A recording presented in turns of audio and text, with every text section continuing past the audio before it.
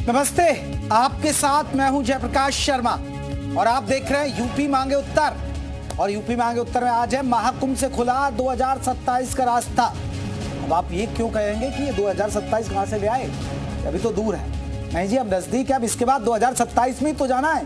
बड़ा इवेंट यानी महाकुंभ खत्म हो गया, अब चुनावी रण शुरू होने वाला है। तो यूपी मांगे उत्तर में महाकुंभ का जो हम बात कर रहे हैं, आधिकारिक समापन हो गया। करीब करोड़ से 66 करोड़ से भी ज्यादा श्रद्धालुओं ने संगम में डुबकी लगाई। महाकुंभ न केवल धार्मिक बल्कि इसको राजनीतिक महत्व की दृष्टि से भी देखा जा रहा है। 2027 में यूपी में चुनाव है। बीजेपी सरकार ने कुंभ के आयोजन में मजबूत प्रशासनिक क्षमता का परिचय दिया है। कहा जा रहा है कि बीजेपी 2027 के चुनाव में कुंभ की व्यवस्थाओं का बखान कर हिंदू वोटों को एकजुट करने का प्रयास कर सकती है। तो वहीं विपक्ष शुरुआत से ही महाकुंभ में अव्यवस्थाओं पर सवाल उठा रहा है और कहा जा रहा है कि हो सकता है कि चुनावी रैलियों में विपक्ष सनातन के इस महापर्व में अव्यवस्थाओं का प्रचार करे।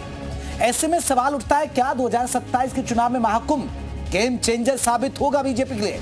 क्या 2027 का जीत का रास्ता कुंभ से निकलेगा? आज इसी मुद्दे पर चर्चा करेंगे, लेकिन पहले ये रिपोर्ट आप देख लीजिए।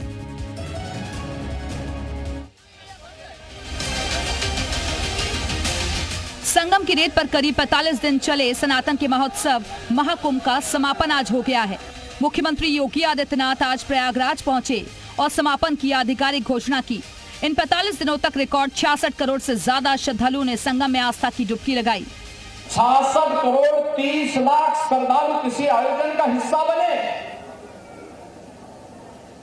कोई अपहरण की घटना नहीं, कोई लूट की घटना नहीं, कोई छेड़छाड़ की घटना नहीं।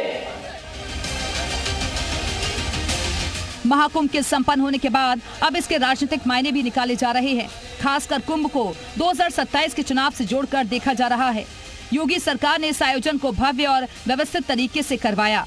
क्राउड मैनेजमेंट से लेकर महाकुंभ में शांति व्यवस्था तक सरकार ने मजबूत प्रशासनिक क्षमता का प्रदर्शन किया।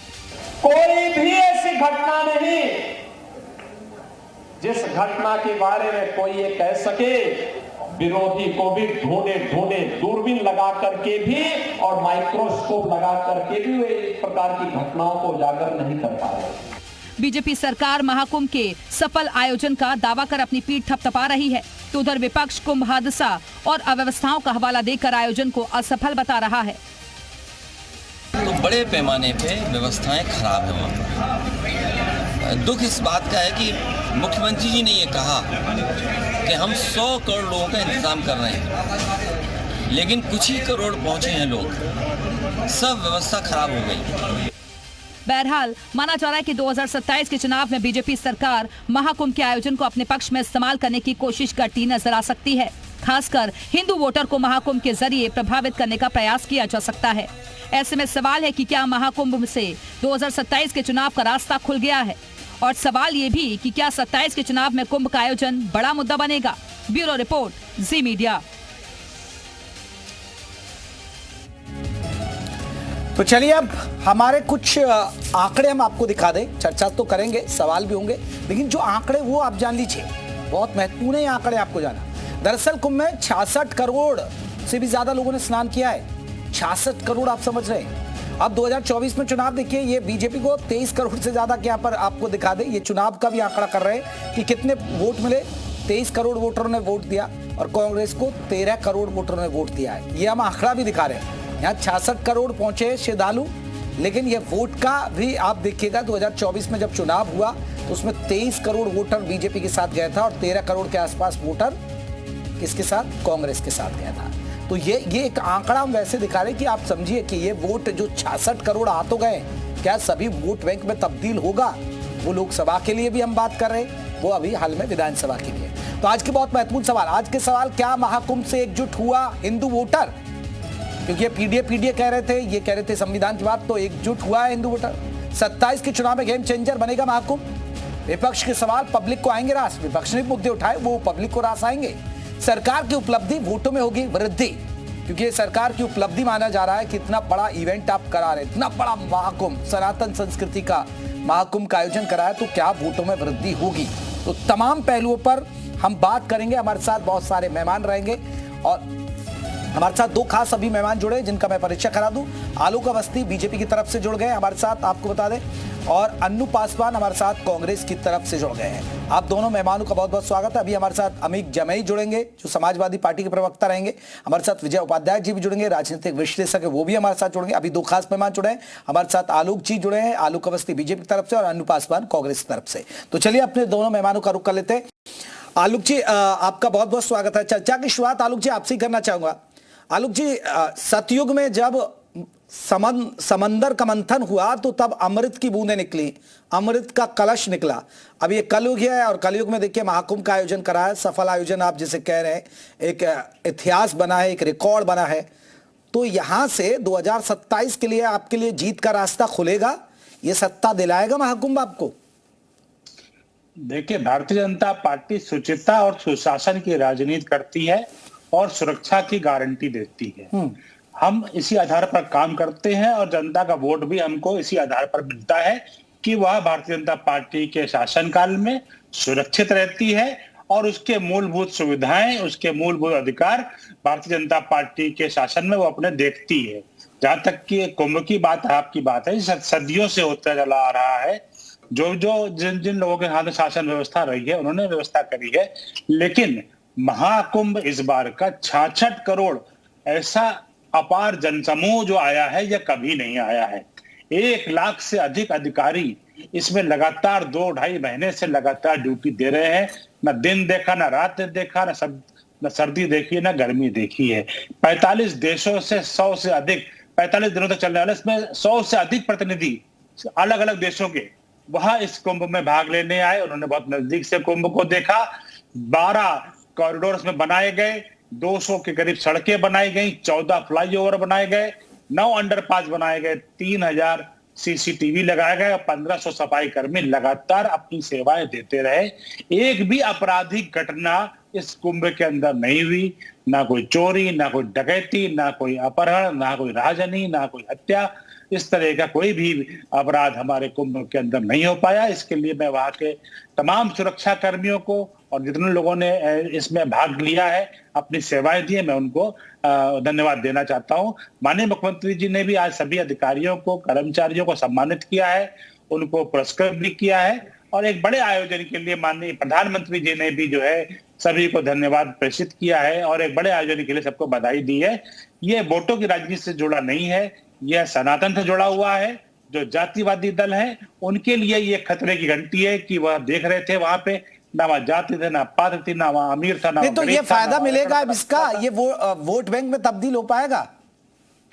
देखिए, मैंने फिर कहा कि भारतीय जनता पार्टी शुचिता और सुशासन की राजनीति करती है। हम इसी नीति पे चलते हैं। हम वोटों को खरीदने के लिए चुनावी अरे आपने इतना मेहनत की, इतना पसीना बहाया, मैं तो इसलिए पूछ रहा हूँ ना, आपने इतनी मेहनत की, आपने इतना बेहतर मैनेजमेंट किया, तो उसके लिए कह रहा हूं मैं। जेपी सिंह जी, वो हमारा कर्तव्य है। अगर जनता ने हमको मैंडेट दिया है, हमारा कर्तव्य था, हमने उसका ठीक से पालन किया है। हाँ। हम वोटों की भगदड़ हिंदू नहीं, वो नुकसान नहीं पहुंचाएगा आलोक साहब। जो भगदड़ हुई, जो ट्रैफिक जाम में फंसे लोग, जो कई किलोमीटर पैदल चले, और अभी आप कह रहे थे कोई चोरी नहीं हुई, ये बयान तो मैं भी सुन रहा था, लेकिन मुझे भी हंसी आई। सर पता, मैं महाकुंभ में था आलोक जी, एक आदमी नहाने गया और मेरे संगम पे ही हमारी गाड़ी खड़ी थी, तो मैं वहां कवर कर रहा था, तो एक आदमी आया, भैया मेरे कपड़े ले गया कोई, उसके पैसे भी ले गया, मोबाइल भी ले गया, और वो बेचारा, मुझे इसलिए आ रहा है कि आप कह रहे कि कुछ नहीं हुआ, उसके कपड़े ही ले गया कोई वहां से, वो नहा रहा था संगम पे ही। जेपी सिंह जी, जहां पे अपार जनसमूह सिंह नहीं हूं मैं, शर्मा हूं आलोक जी। लौट करके जब आप आएंगे, सकता कपड़े इधर से उधर खिसक जाए, कई लोगों की चप्पलें भी इधर से उधर हो जाती हैं। इसको इतना मजाक में लेने की जरूरत नहीं। नहीं, आप कह रहे हैं, मुझे मजाक इसलिए लग रहा है कि आपने कहा एक चोरी नहीं हुई, मैं इसलिए कह रहा हूं। बहुत काबिल एंकर है, मेरी बात मुझे इसलिए लगा ना कि आप कह रहे हैं कि अपार जनसमूह को कोई चोरी नहीं हुई भाई, ऐसा सुनिए, ये कोई मामूली बात नहीं जेपी सिंह। ये बैठ करके स्टूडियो में बैठ करके राजनीति करने का समय नहीं है। इतने बड़े अपार जनसमूह को आलोक जी, मैं स्टूडियो में नहीं बैठता आलोक जी, मैं 15 दिन कवर करके आया हूं महाकुंभ। क्या वहां पर आपको अराजकता दिखाई पड़ी? नहीं आलोक जी, मैं महाकुंभ कवर करके आता हूं, मेरे बराबर तो कोई ग्राउंड पे चलता ही नहीं सर। जेपी सिंह बताइए, मैं सवाल जो पूछ रहा हूं आपसे, आप वहां पर थे? मैं सिंह नहीं हूं, पहले तो शर्मा हूं, मेरा नाम थोड़ा करेक्शन करे अवस्थी साहब। गुंडागर्दी दिखाई पड़ी है? नहीं, मैं चोरी की घटना, आप कह रहे कि चोरी नहीं हुई, मैं कह रहा हूं कपड़े ही चुर गए, मैं तो ये बता रहा हूं आपको। आपका छिछलापन है जो आप बता रहे हैं इस तरीके से। ऐसा नहीं होता है। इतनी इतनी जो आप वो चीजें बता रहे हैं कि किसी के कपड़े इधर से उधर हो गए, हद हो गई। इतना बड़ा आयोजन हुआ है, 66 करोड़ आदमी गए, एक दिन में 8-9 करोड़ लोगों ने स्नान किया है तिथियों में, और कोई दुर्घटना इस तरह की नहीं। अनु जी, अनु पासवान कांग्रेस की प्रवक्ता हमारे साथ। अनु जी, आप कैसे देखते हैं महाकुंभ? ये कह रहे हैं कि सफल आयोजन हुआ, चोरी, कोई वहां लूट, कोई इस तरह अपहरण की घटना, कोई छेड़खानी नहीं हुई, और ये सफल आयोजन है, और अब इसे 2027 के नजरिए से देखा और तोला जा रहा है। सबसे पहले जेपी जी, आप सभी लोग को मेरा बहुत बहुत नमस्कार। मेरी आवाज क्लियर आ रही है? तो बिल्कुल आ रही है, बिल्कुल आ रही है। जी जी। जेपी जी देखिए, सबसे पहली बात, अभी कुछ दिन पहले जब ये महाकुंभ का पर्व चल रहा था, तो उस समय हम लोग लगातार और खासतौर पे सपा के प्रमुख जी ये बार बार कह रहे थे कि ये भाजपा जो है महाकुंभ के जरिए राजनीति का रोटी सेक रही। तो उस समय भाजपा के लोग बड़ा जोर शोर से कह रहे थे कि भाई अब विपक्ष क्या है, ये सनातन धर्म को भी अब ये नहीं छोड़ रहा है, इसको भी राजनीति से जोड़ा। आज खुद ये डिबेट मुद्दा चल रहा है कि महापर्व, ये महाकुंभ से क्या राजनीति आगे की आसान होगी। तो जेपी जी, मैं एक बात बहुत स्पष्ट कह दूं, अभी हमारे भाजपा के प्रवक्ता जी खुल के ये बात नहीं कह पा रहे थे कि हाँ हम आगे इसको राजनीति के लिए इस्तेमाल करेंगे। इसकी एक खास वजह ये है जेपी जी, क्योंकि जब राम मंदिर का निर्माण हुआ था तो बहुत जोरों शोरों से बीजेपी के लोगों ने इसको भुनाने का अथक प्रयास किया था कि हम राम को लेके आए हैं और राम हमको लेके आएंगे, और जनता ने इनको अयोध्या से साफ कर दिया।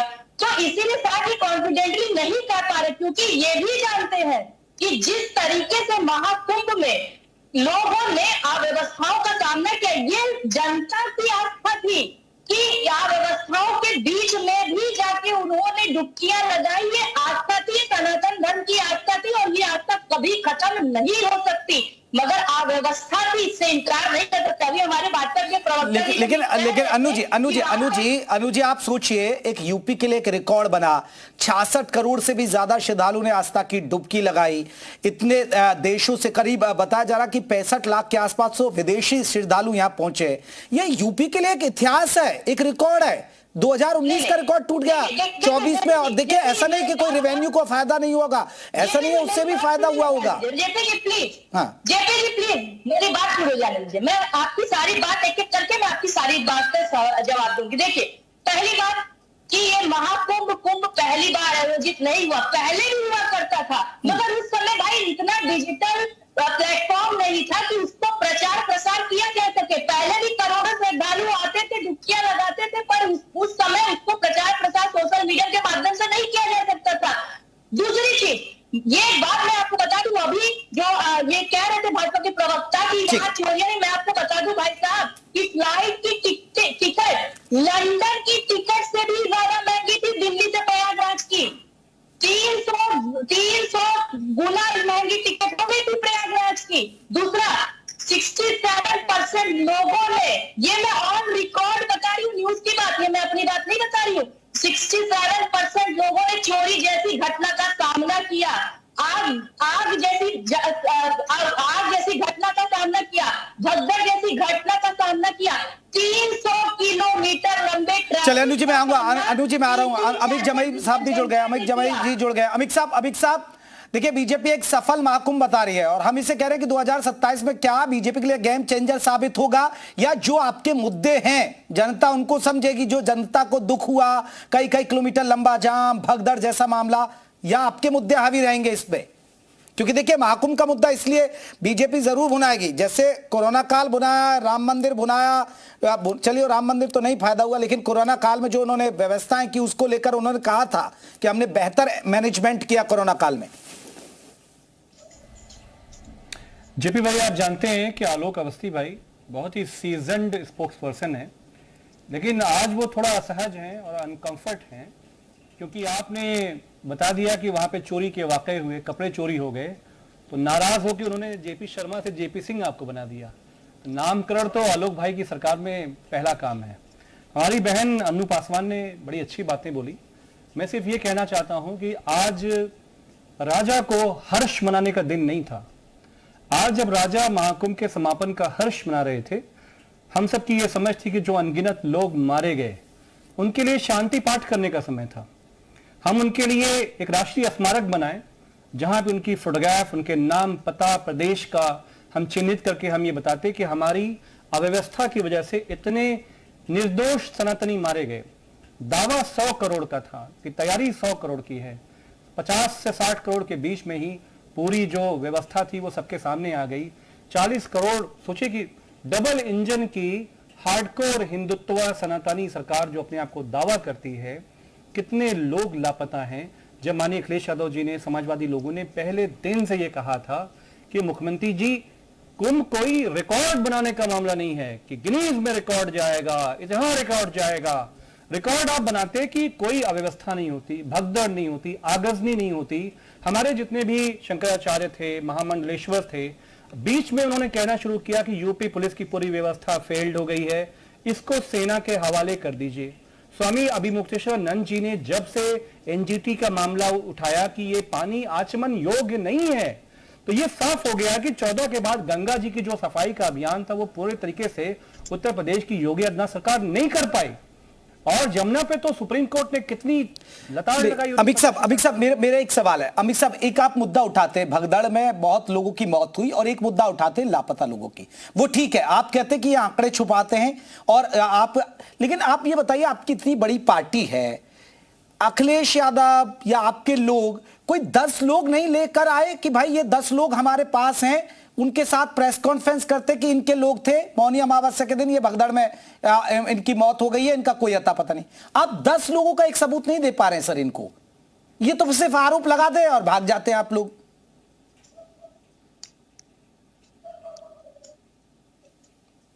जी भाई, अमित साहब की ऑडियो में कुछ दिक्कत आ रही है। अमित साहब मैं लौटूंगा आपके ऑडियो। जी कह रहा था कि जी हाँ, रखिए। हाँ, कोई ये कह रहा था कि महाकुंभ से ही हिंदू राष्ट्र वहीं से बन जाएगा, कोई कह रहा था पाकिस्तान मिट जाएगा, कोई कह रहा था कि जो हिंदू मारे गए हैं उनको तो मोक्ष प्राप्त हुआ है। हम समाजवादी लोग, माननीय अखिलेश यादव जी बहुत गंभीरता से इस बात को समझते हैं कि हम उस पर राजनीति नहीं करना चाहते थे। अगर हम एक टोल नंबर जारी कर देते तो कितनी बड़ी, सोचिए कि इस देश में, दुनिया में हमारी बदनामी होती। ये काम शासन प्रशासन की थी। माननीय अखिलेश जी ने कहा कि सेना के हवाले। सर मान ही नहीं रहे ना अमित साहब, आपकी बात तो मान ही नहीं रहे, आपकी बात तो मान ही नहीं रहे ना। ये फिर आपको तो झूठा बता रहे हैं ना कि भाई ये गलत आंकड़े बता रहे हैं। नहीं, जेपी शर्मा जी, आपने आलोक भाई से जब अभी पूछा कि क्या, उन्होंने कहा कोई मारा नहीं गया। डीजीपी हमारे उत्तर प्रदेश के कह रहे हैं कि कोई मिसिंग नहीं है, कोई घटना ही नहीं हुई, कुछ हुआ ही नहीं है। तो इनके सामने हम लोग क्या करें? पूरा देश, उत्तर प्रदेश जानता है कि कितने मिसमैनेज तरीके से। सोचिए, आपके दिल्ली की राजनीति समझिए। दिल्ली का सेंट्रल पोल्यूशन बोर्ड पहले कहता है कि कितना गंदा पानी है, इसके अंदर मल मूत्र है, और आज ट्वीट पे ट्वीट हो रहा है। जेपी जी, मुख्यमंत्री योगी आदित्यनाथ, बिल्कुल आ रहा हूं, आलोक जाऊंगा आपके पास। आपको बधाई। क्या खेल, क्या दिल्ली का, यूपी का खेल चल रहा है? इसमें हमारे उत्तर प्रदेश के अनगिनत लोग अभी लापता है। उनका पता बताइए आलोक अवस्थी भाई। ठीक है आलोक जी, जल्दी से जवाब दीजिए, फिर मैं विजय उपाध्याय जी का रुख करूंगा। ठीक है, देखिए, मैं स्पष्ट रूप से कहना हूं, समाजवादी पार्टी जो जातिवादी पार्टी है वो इतनी घबराई हुई है इस महाकुंभ के बाद से कि यहाँ पे जात पात मिट गई, अमीर गरीब का नाता मिट गया, कोई ऊंचा कोई नीचा नहीं रहा। इसलिए समाजवादी पार्टी लगातार कुंभ को बदनाम करने का सुनियोजित अभियान चला रही है।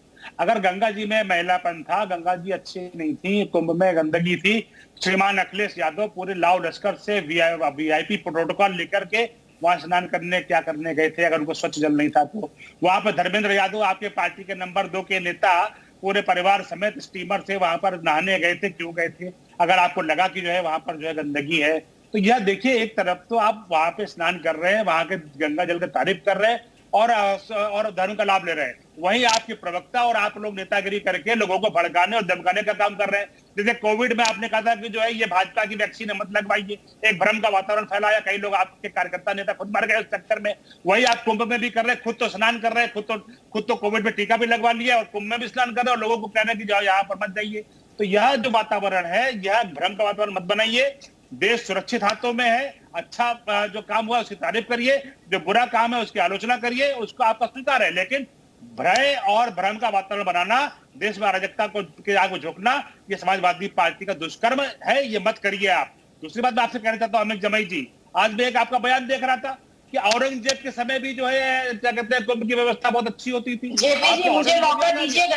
अनुज जी मैं लौटूंगा आपके पास। कुंभ होता आ रहा है, जब समुद्र मंथन हुआ था उसके बाद से होता आ रहा है। तब तो कई धर्मों के बीज भी नहीं पड़े थे, उनका बीजारोपण भी नहीं हुआ, तो कई धर्मों का, और आप औरंगजेब से तुलना कर रहे हैं आज के कुंभ की। शर्म नहीं आती आपको? अमित जमाई साहब जो है आप यहाँ पर तुष्टिकरण के नाते खाली। ठीक है अमित जी मैं आपसे इस पर जवाब लूंगा। एक रिएक्शन विजय उपाध्याय जी जो राजनीतिक विश्लेषक है। विजय उपाध्याय जी, हम चर्चा जो आलोक जी रुकेगा। विजय उपाध्याय जी, हम चर्चा कर रहे हैं क्योंकि महाकुंभ एक अनोखे रिकॉर्ड के साथ संपन्न तो हो गया है, और देखिए बेशक अमित उठा रहे हैं कि सीएम योगी आज जो जश्न मना रहे हैं, जश्न नहीं, मुझे ऐसा लगा जो हम चर्चा भी कर रहे थे न्यूज रूम के अंदर कि एक मुख्यमंत्री ने वाकई में जैसे बेटी की शादी होती है बात तक ख्याल रखा गया। सफाई कर्मियों का सम्मान, पुलिस कर्मियों का सम्मान, मुझे नहीं लगता कोई मुख्यमंत्री इतना जाएगा, टाइम निकालेगा, और सबसे मिल रहे हैं, उनके बीच काम बैठकर खाना खा रहे हैं, चाहे वो सफाई कर्मी है, बस वाले हैं या पुलिस कर्मी है। तो ये एक वाकई में एक मेहनत तो की है।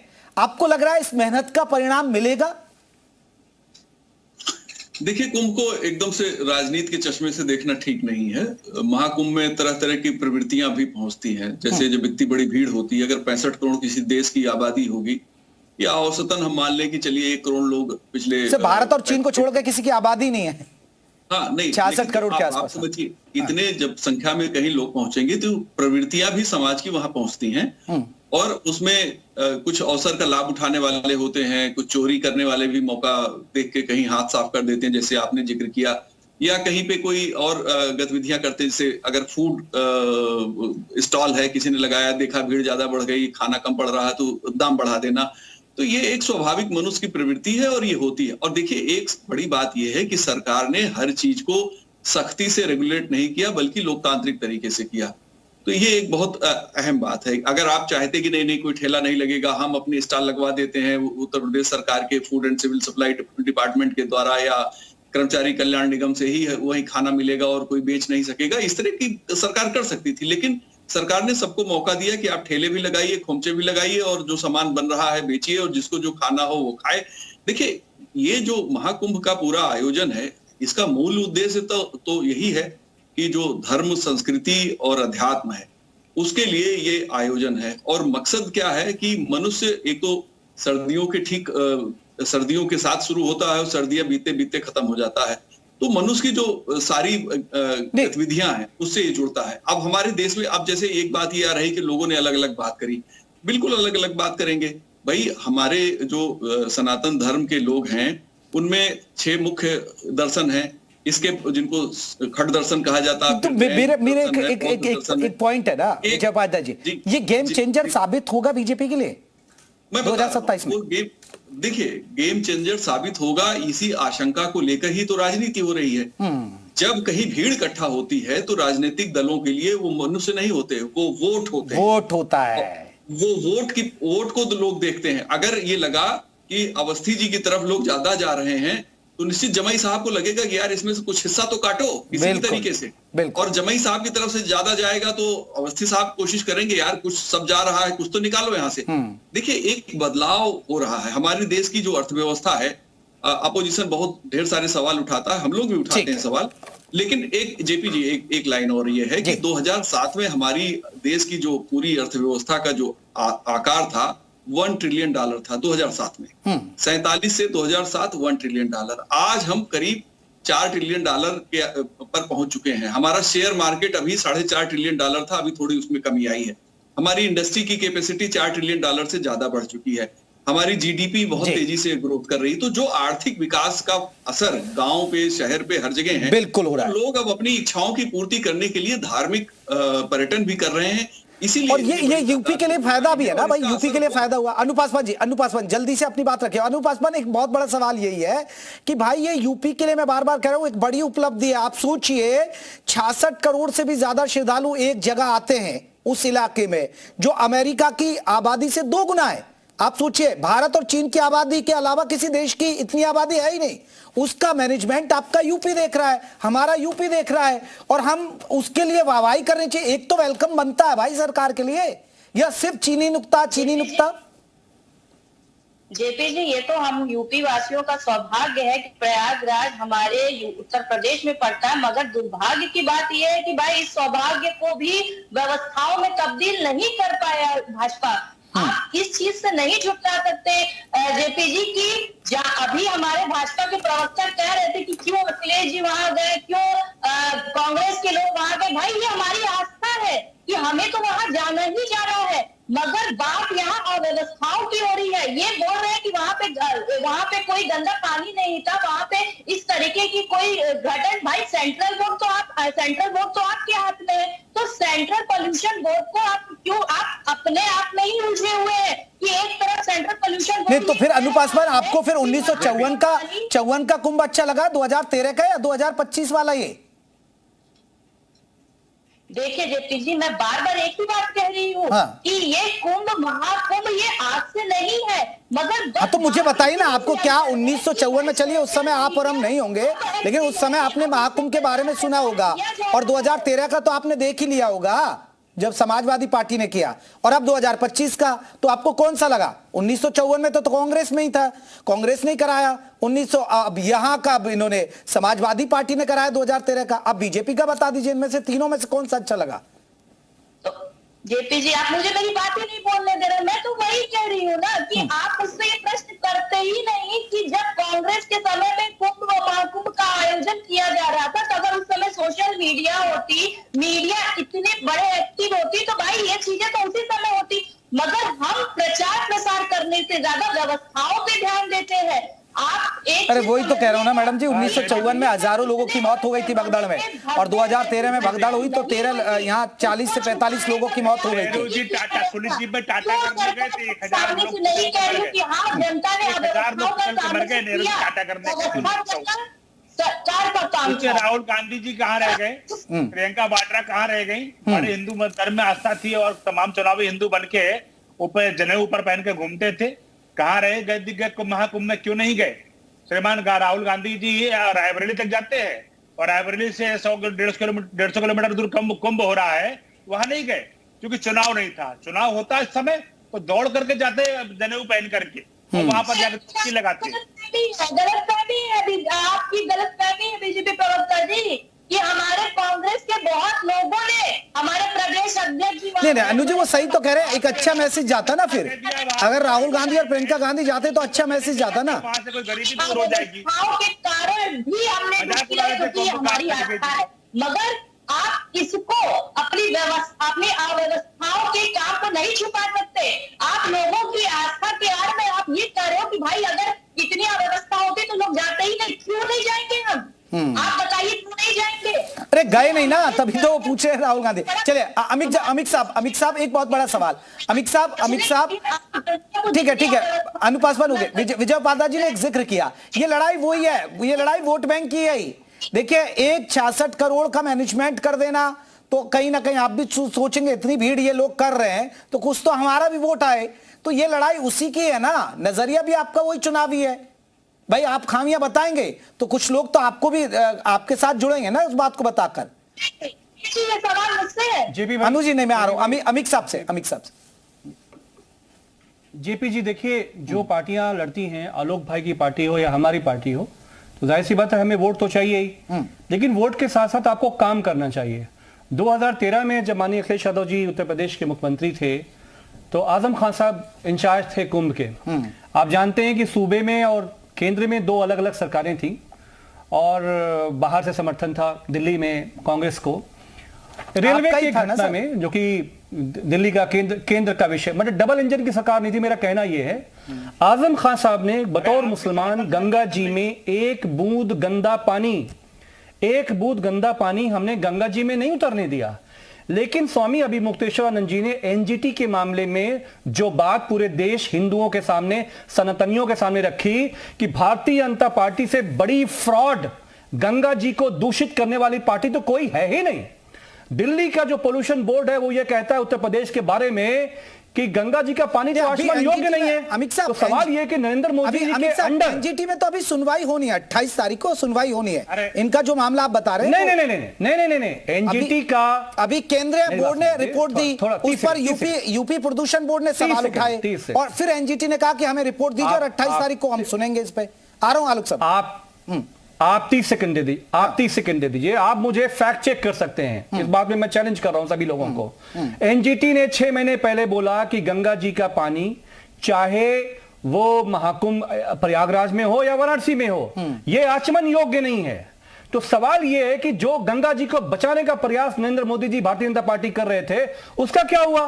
अब जब दिल्ली वाले खेल रहे हैं लखनऊ से, तो लखनऊ वाले दिल्ली को कह रहे हैं कि सुअर हैं, गिद्ध हैं। अपने पोल्यूशन बोर्ड को, दिल्ली के सेंट्रल बोर्ड को कह रहे हो सुअर हैं, गिद्ध हैं। मीडिया जो सवाल उठा रहा है उसको कह रहे हैं सुअर और गिद्ध हैं। स्वामी अभी मुक्तेश्वरानंद जी अगर सवाल उठा रहे हैं तो उनको आप सुअर गिद्ध कह रहे हैं। हमारे शंकराचार्य, हमारे धर्मगुरुओं को, अरे सर अमित साहब मॉरिशस के, और एक फर्जी रिपोर्ट, सर अमित साहब आप जो कह रहे हैं मॉरिशस के पीएम आए थे 2013 में, वो ये कहकर चले गए थे कि ये कुंभ होता है क्या यहाँ? आपकी सरकार को मैं बता रहा हूं। हाँ, एक फर्जी रिपोर्ट आदरणीय योगी आदित्यनाथ जी जो हमारे मुख्यमंत्री उत्तर प्रदेश के, सदन में रखी। एक डॉक्टर अजय सोनकर करके कोई एक साहब हैं, उन्होंने कहा कि सब चंदा सी, पूरे कुंभ के समय पे तो कोई मामला ही नहीं था, कोई गंदगी नहीं थी। और ये देखिए आज जब समापन पे हमारे मुख्यमंत्री जी जब प्रयागराज में गए, ठीक है, ये देखिए फोटो, आप देखिए, नहीं गौर से देखिए आप।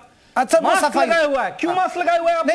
नहीं, ये सफाई होती है सर, वहां लोग फूल माला चुनरी डालते हैं सर, वो किनारों पे होती है। अमित साहब आप नहीं गए हो तो वहां फूल माला सब डाल देते हैं, आके चुनरी नारियल वहां सब डालते, वो सफाई होती है। जल्दी आलोक साहब जल्दी से जवाब दीजिए, आपने की बात हो रही है यहाँ पर, जो पोल्यूशन बोर्ड ने रिपोर्ट दिया मैं उसकी बात कर रहा हूँ। ठीक है, जवाब ले लेते हैं। में जो है कुंभ की कोई मान्यता नहीं है, इसलिए अमित जमे की बात का मैं बुरा नहीं मान रहा हूँ। उनको तो औरंगजेब की अच्छा लग रहा था, नहीं व्यवस्था अच्छी लग रही थी, लेकिन मैं जरूर कहता हूँ हम अदब से करते हैं, भारत की महान संस्कृति है, बताओ मुसलमान भी कह रहा हूं कि भारत की महानतम संस्कृति है, हम इज्जत करते हैं, अभी तक कोई सुनवाई, हम इज्जत करते हैं। आपने कैसे कह दिया कि मेरा कोई ताल्लुक नहीं है? जो संस्कृतियां हैं, जो त्योहार है, वो सबके हैं।